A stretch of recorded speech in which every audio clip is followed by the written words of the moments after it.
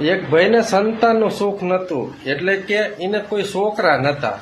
પછી લગભગ એને કોઈ ગુજરાતની અંદર એવું મંદિર બાકી નહીં રાખ્યું હોય કે એને અહીંયાની માનતા ન કરી હોય, અહીંયા મંદિરની બાધા ન કરી હોય, એ મંદિરથી બાધા ન લીધી હોય.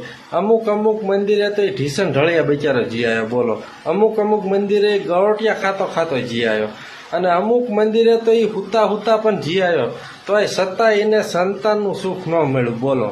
પછી જંગલમાં ગયો ને ત્યાં એક શંકરની દેરી હતી નાની એવી, બહુ મોટું મંદિર નહોતું, આમ નાનું એવું મંદિર હતું. ત્યાં જઈને એને અન્ન પાણીનો ત્યાગ કરી નાખ્યો. જ્યાં લગીને મને સંતાનનું સુખ ન મળે ને ત્યાં લગીને આજથી અન્ન પાણી નહીં લો, બોલો.